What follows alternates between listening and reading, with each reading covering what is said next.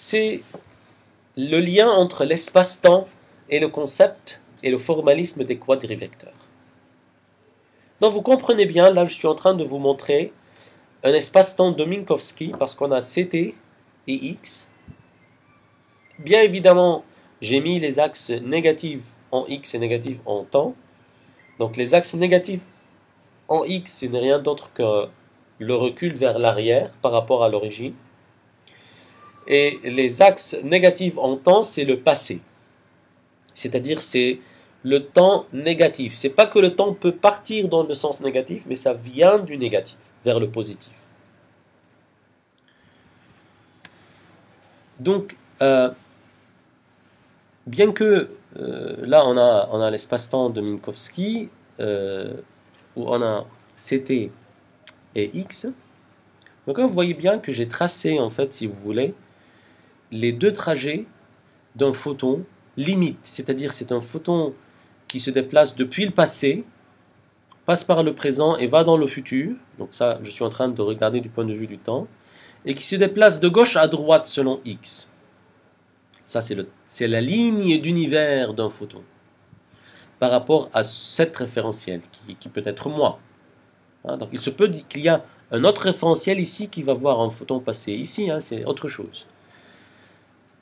Et puis ça, c'est la ligne d'univers d'un photon aussi qui vient du passé, passant par le présent et part dans le futur, mais qui partent dans le sens opposé de X par rapport à ce repère-là.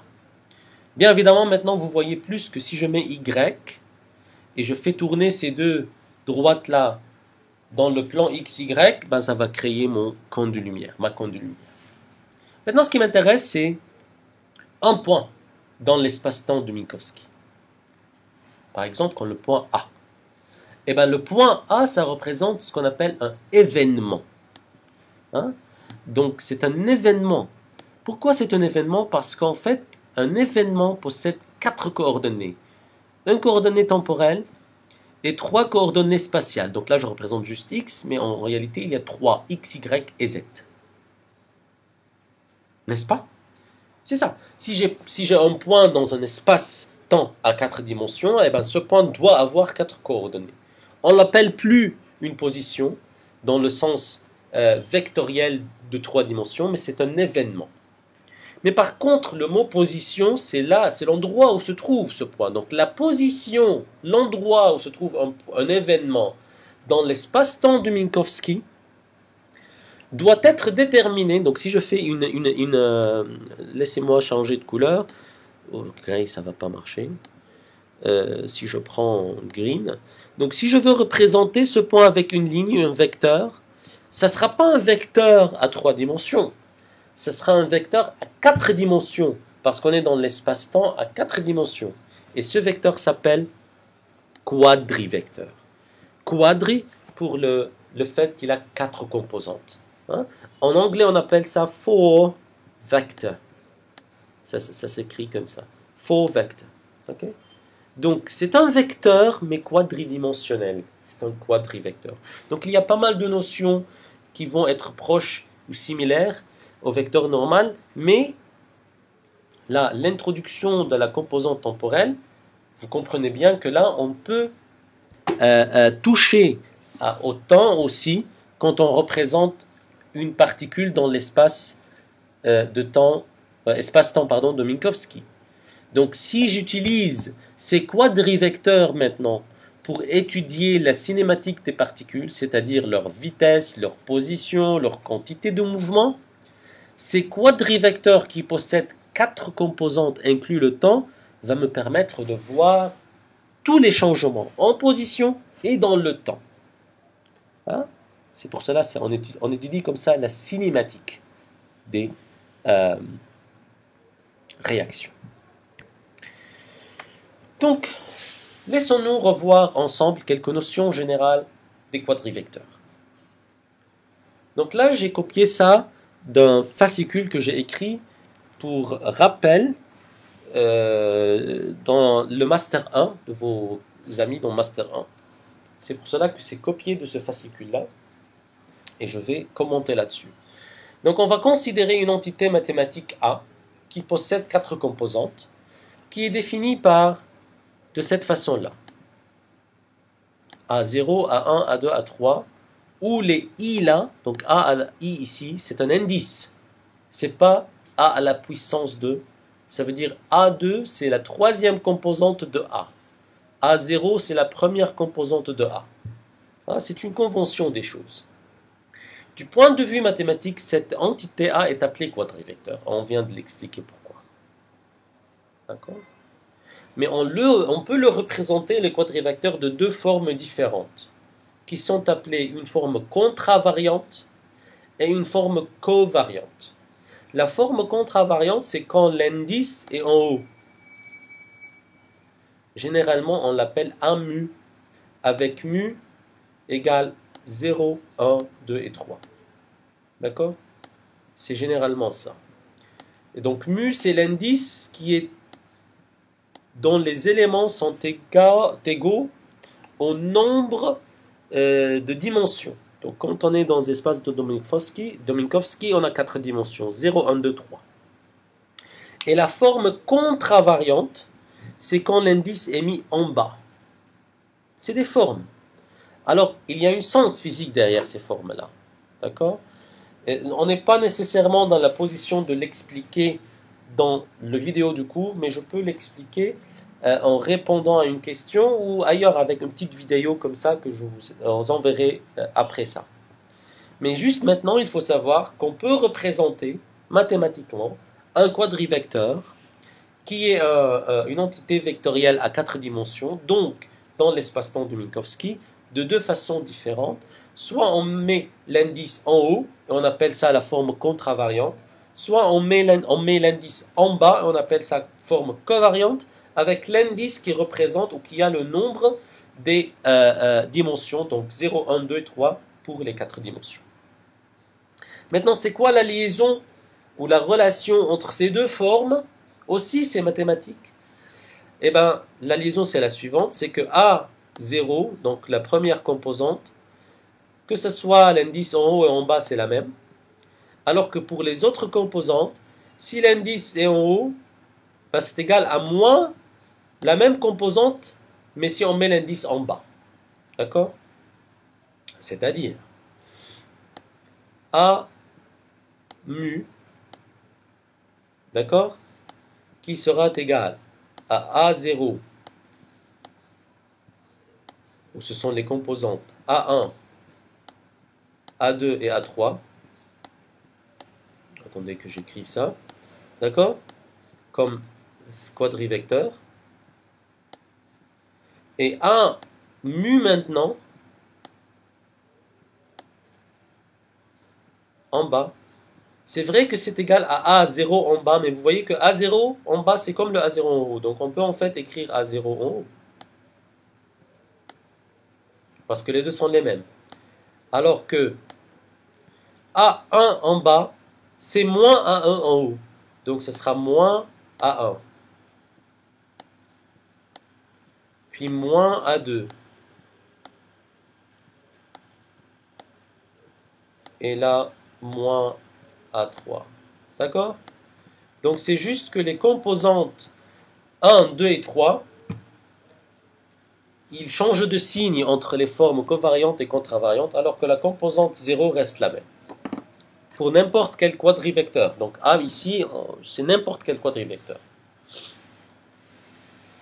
Qu'est-ce que ça fait ?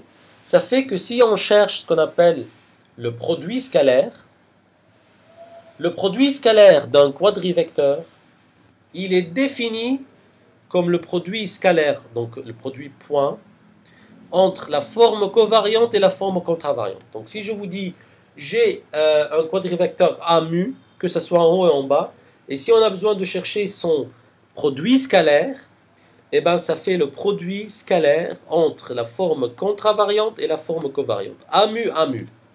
Et puisque c'est le produit point, donc c'est la première composante fois la première composante des deux, plus la première composante fois la deuxième composante du premier fois la deuxième composante du deuxième, plus troisième composante du premier fois la troisième composante du deuxième. Et suivant cette relation-là, où les composantes sont négatives pour pour les trois derniers composantes, ben on trouve que A0, A0, on a ici A1. En fait, ici, il y a une faute. C'est plus A1, A1, plus A1, A1, plus A1, A1. Et en fait, ce qui se passe, c'est que là, on a moins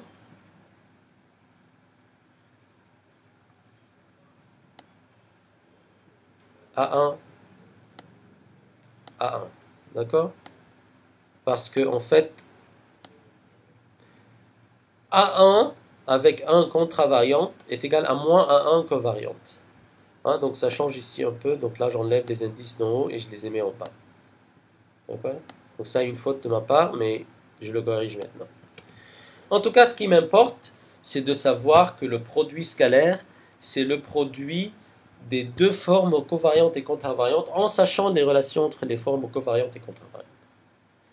On rappelle aussi que dans l'espace vectoriel normal, donc l'espace euclidien, si on veut chercher la longueur d'un vecteur, en général, on fait son produit scalaire. Et donc, pareillement, le produit scalaire, pourquoi juste pour ceux qui se demandent comment ça, c'est parce que si vous avez un vecteur A, je vais le faire comme ça, autrement, pardonnez-moi. Si on a, je ne peux pas corriger. D'accord.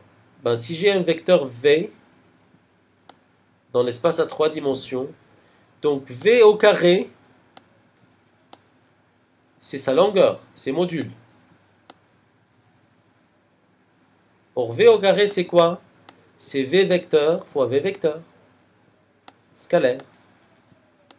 Et ça, c'est pareil ici. D'accord? Donc, dans l'espace euclidien, on a V fois V scalaire, ça donne V au carré, ça donne en fait la norme du vecteur, la longueur du vecteur. Dans l'espace-temps quadridimensionnel, c'est pareil, c'est-à-dire que le produit scalaire d'un quadrivecteur, ça donne le module de ce quadrivecteur. D'accord? Donc ça, A mu, ça va me donner le module du quadrivecteur A. Maintenant, là aussi c'est la même faute, il a fallu que je la corrige, mais bon, maintenant que je suis sur la vidéo, je ne peux pas. Donc en fait, ça, on va enlever. Attendez, est-ce que j'ai couleur black? Voilà. Ça, on va enlever. Ça, on va enlever.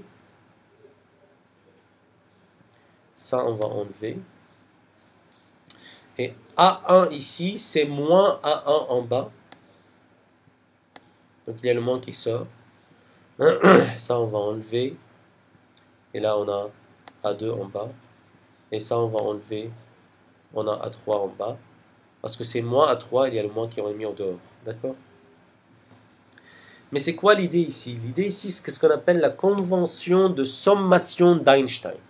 Donc Einstein a introduit en fait dans ses calculs une méthode qui s'est appelée convention ou la sommation d'Einstein, qui dit que si je vois n'importe où dans un calcul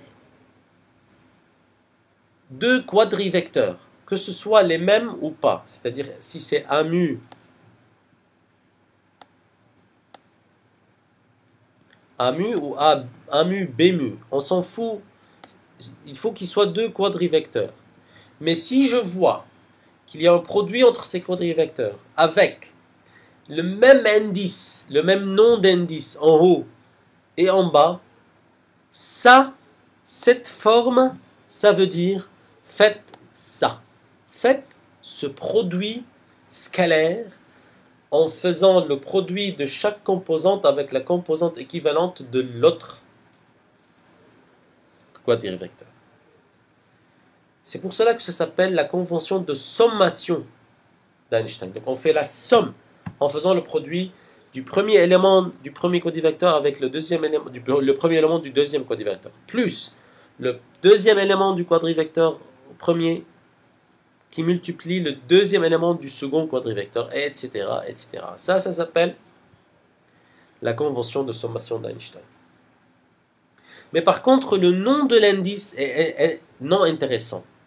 C'est-à-dire qu'on appelle A mu ou bien A nu, ou A alpha, A alpha, bêta, B alpha, on s'en fout des noms de l'indice, il faut qu'ils soient les mêmes en haut et en bas, c'est tout. D'accord? Donc si c'était A mu, A alpha, on ne peut pas faire ça. Si on a A mu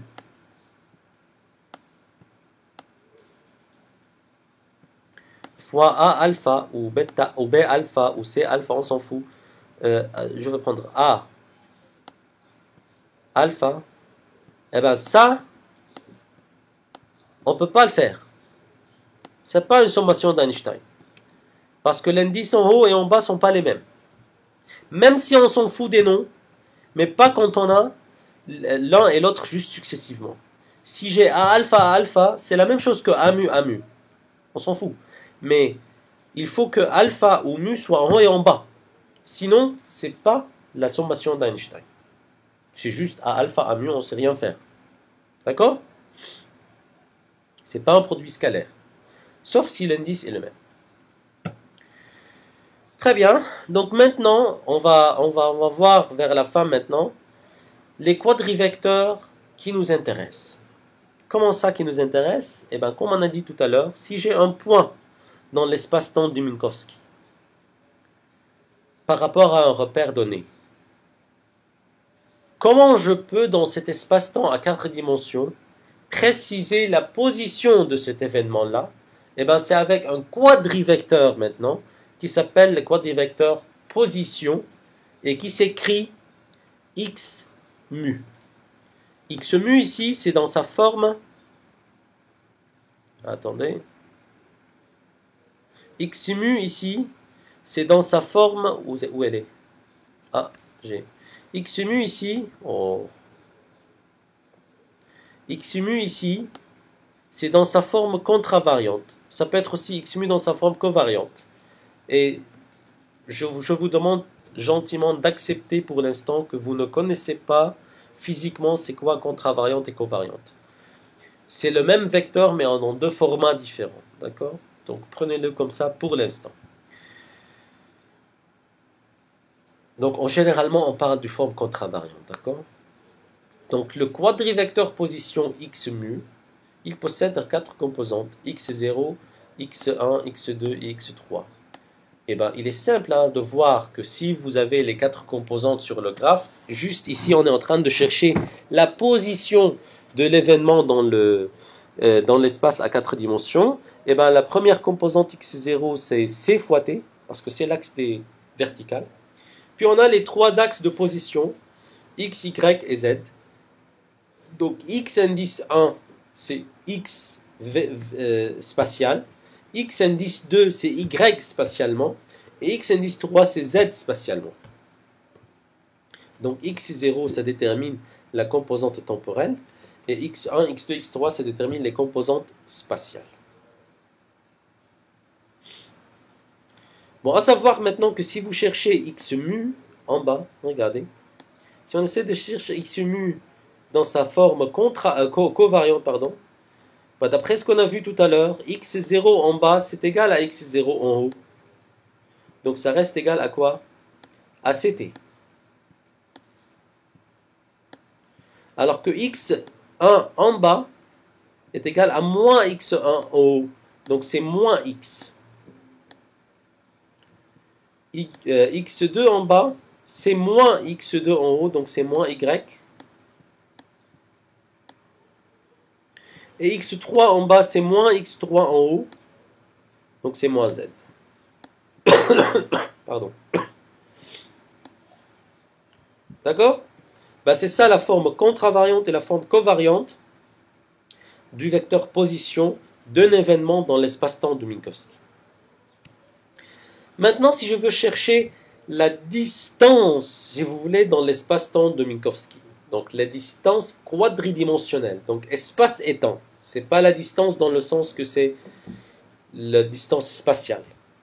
Je cherche la longueur de ce vecteur, quadrivecteur, donc je cherche son produit scalaire. Et si vous le faites,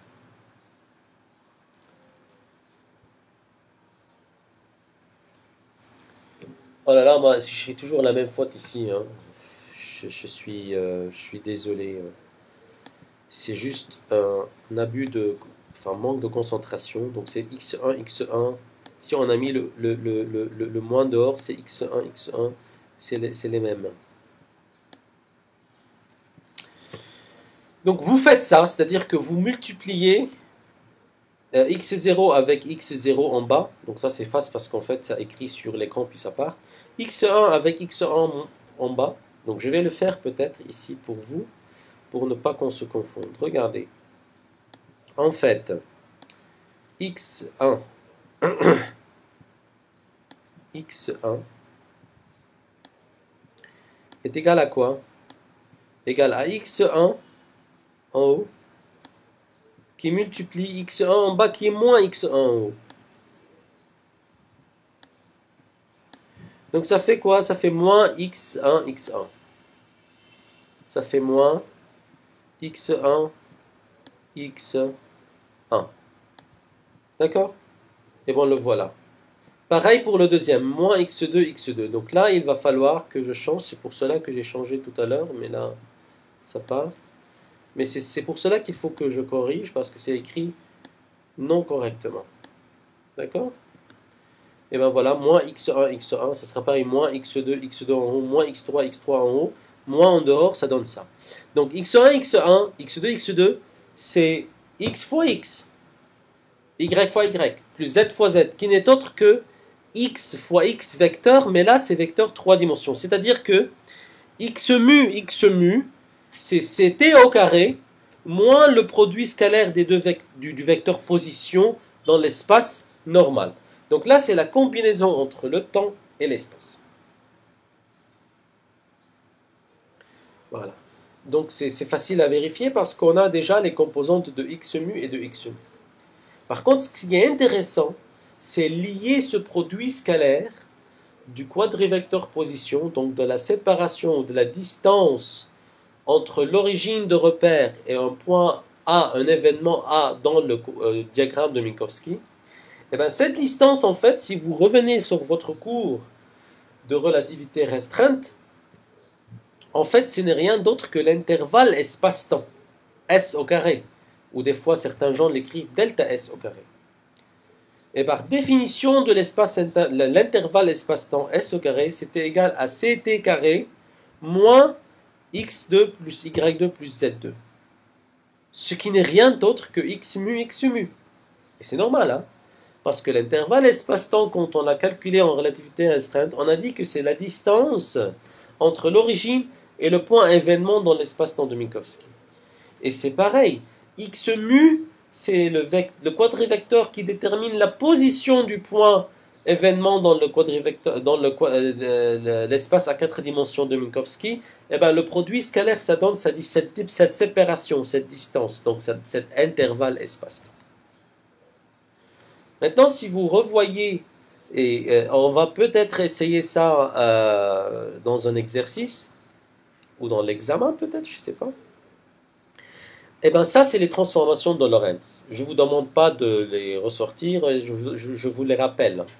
On a démontré, vous avez vu dans les cours de relativité restreinte que la transformation de Lorentz qui me permet de passer d'un repère inertiel S vers un repère inertiel S' qui se déplace par rapport à S, à une vitesse petit v, et bien la liaison entre les composantes spatio-temporelles dans les deux repères, c'est la transformation de Lorentz donnée par ça. Ça, évidemment, là, on est en train de parler d'un déplacement selon x, parce que les y et z, il n'y a pas de mouvement, s'ils restent les mêmes. Donc il y a le temps qui change, t' c'est autre que t, et x' c'est autre que x. Et ils sont liés par cette liaison de Lorentz. Il est facile à démontrer, vous l'avez démontré déjà, que S au carré qui est C carré T carré moins X2 plus I carré 2 plus Z2, et S' au carré, c'est-à-dire si vous cherchez cet intervalle dans le référentiel S', ça sera C carré T' au carré, X' carré plus I carré plus Z' carré. Si vous utilisez ces expressions de X' et de I carré prime, ici, et vous les mettez là, avec T', vous allez se rendre compte très facilement avec un peu d'algèbre simple que S' au carré, en fait, il est égal à S au carré. C'est-à-dire que l'intervalle S, ou la distance S au carré, ou S, l'intervalle espace-temps, et il possède la même valeur dans n'importe quel repère inertiel. Donc on l'appelle, il est invariant sous transformation de Lorentz. Ou bien tout simplement invariant de Lorentz.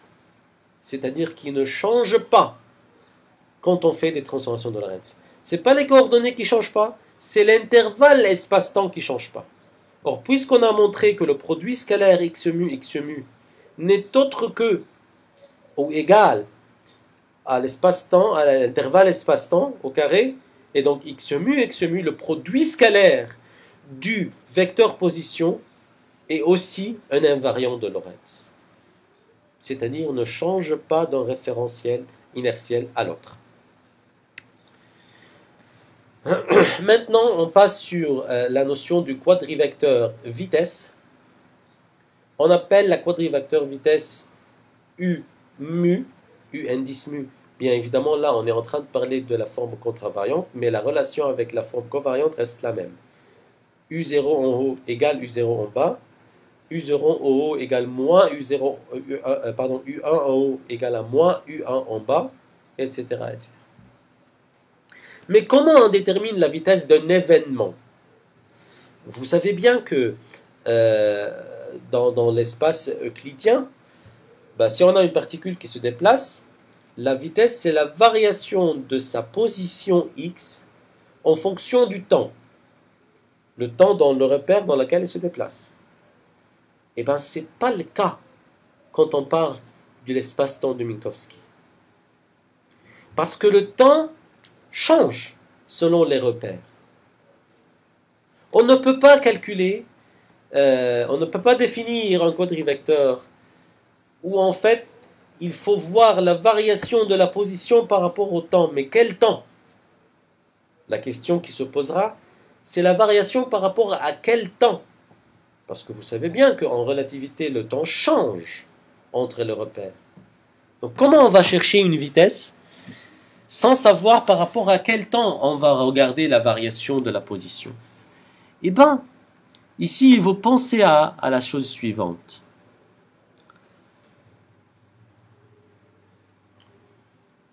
Si vous vous déplacez sur la Terre, et puis après vous montez dans un fusée, puis après vous passez dans une navette spatiale qui possède une vitesse très très élevée, par rapport à quelqu'un sur la Terre, le temps qu'il va calculer pour vous, pour votre déplacement, ça va changer. Parce que si vous êtes plus rapide, eh ben le temps est différent par rapport à notre cas. Mais par rapport à vous-même, votre temps propre, c'est-à-dire si vous avez une montre et vous êtes en train de mesurer le temps tout le temps, c'est invariant dans la transformation de Lorentz. Votre propre temps est propre à vous. Et c'est ainsi qu'on fait en fait la dérivation ou la variation de la position, quadrivecteur position, par rapport au temps propre des taux. Donc U mu, c'est dx mu sur d taux. Et vous pouvez le calculer. Donc on va le faire dans un exercice.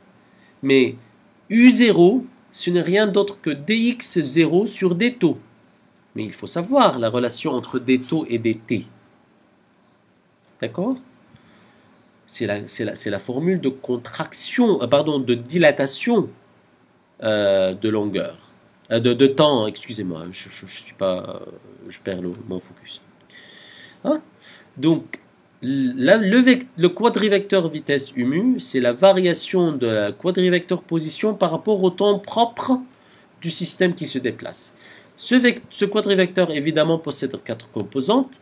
Vous allez remarquer que ce n'est rien d'autre que gamma, qui est le facteur de relativité 1 sur racine carrée 1 moins V2 sur C2, V étant la vitesse du repère S', ou du système la particule qui se déplace. U0 c'est gamma fois C, U1 c'est gamma Vx, Vx étant la vitesse spatiale selon X, U2 c'est gamma Vy, U3 gamma Vz. C'est pas difficile à prendre, c'est juste on multiplie par gamma si vous voulez avec la composante U0, c'est égal à C. Donc gamma C. On va faire ça dans un exercice pour savoir comment on a obtenu ça. Encore, on est intéressé toujours à voir les produits scalaires. Donc le produit scalaire du vecteur position, du quadrivecteur vitesse, le produit scalaire du quadrivecteur vitesse, aussi si vous le faites géométriquement, pas algébriquement, c'est très très simple. On va le faire en exercice. Ça nous donne la valeur quoi? C au carré. Et donc C, c'est de la vitesse de la lumière. Et c'est invariante. Alors C au carré est aussi invariante. C'est-à-dire ça ne change pas de valeur entre un repère référentiel ou un référence inertiel et une autre référence inertielle. Donc le produit scalaire du quadrivecteur vitesse aussi est invariant sous transformation de Lorentz. Et vous allez voir en fait, peut-être comme information générale, je vous le dis maintenant, mais le produit scalaire de n'importe quel quadrivecteur est invariant de Lorentz. Mais on peut le démontrer évidemment. Très bien. La dernière chose qui nous est très intéressante, et c'est justement ça que nous allons utiliser en détail, c'est le quadrivecteur impulsion. Allez, vous allez me dire pourquoi, c'est très important, et pourquoi qu'on va l'utiliser beaucoup dans notre travail. Je vous explique pourquoi. Imaginez maintenant, je vais prendre ici une nouvelle page, comme ça, et après, voilà, en présentation. Regardez.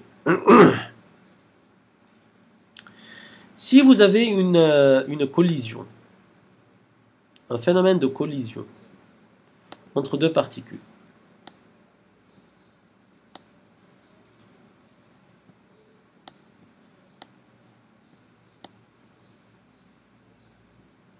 en fait, vous avez déjà vu ça en terminale et en premières années en physique, c'est que ça, généralement, on a une particule de masse M1, on a une particule de masse M2,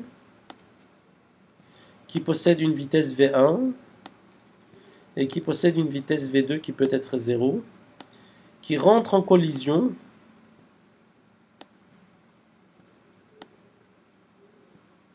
et on a vu que P, la quantité de mouvement avant collision, égale P après collision. Et ça, c'est la conservation du quantité de mouvement. Désolé parce que c'est pas fait pour écrire très bien. Du quantité du mouvement.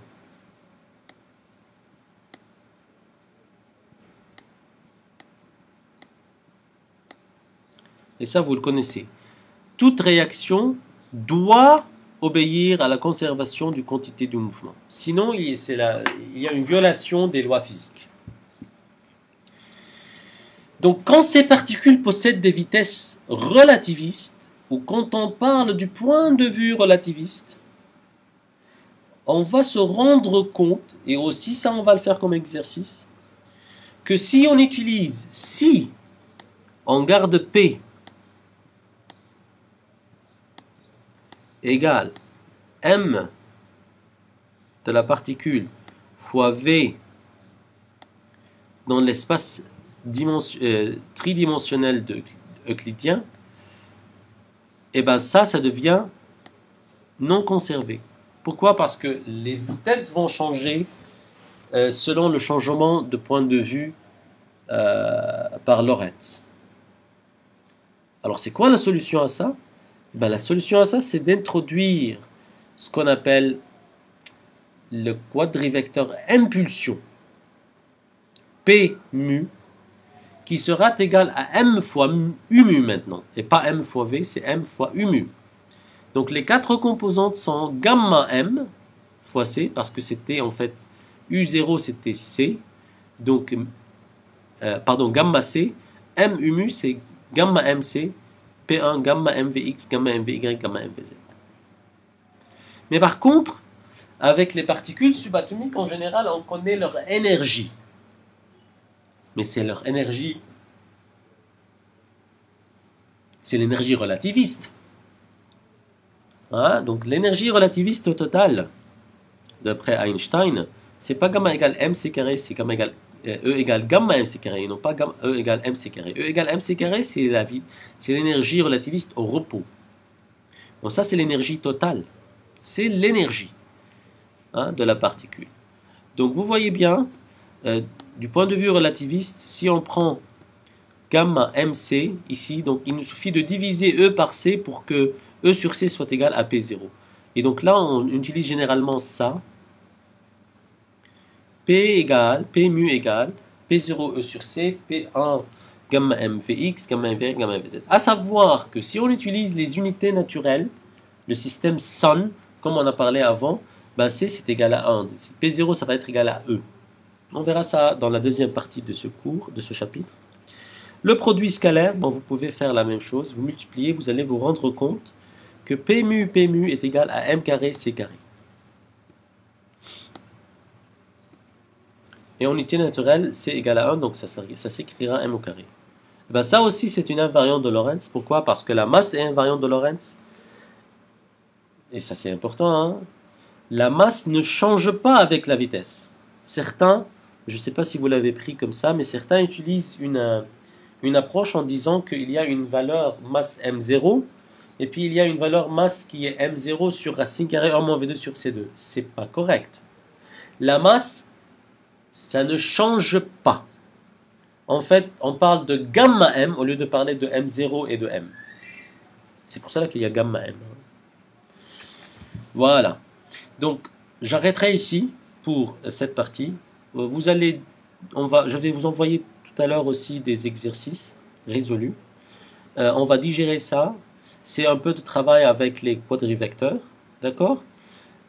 Puis la deuxième partie, ça sera les constantes de Mendelssohn, les variables de Mandelstam, dans lesquelles nous allons chercher des cinématiques, donc des paramètres des interactions entre particules subatomiques et des phénomènes de collision, etc., tout en utilisant des quadrivecteurs. D'accord ? C'est pour cela qu'il est important qu'on passe cette première vidéo, on rappelle tout ça, et puis on résout des exercices que je vais vous envoyer, et puis on passe sur les variables de Mandelstam qui ne sont pas difficiles du tout, une fois qu'on a compris ce truc-là. Et voilà, merci beaucoup, et je vous verrai dans la vidéo suivante.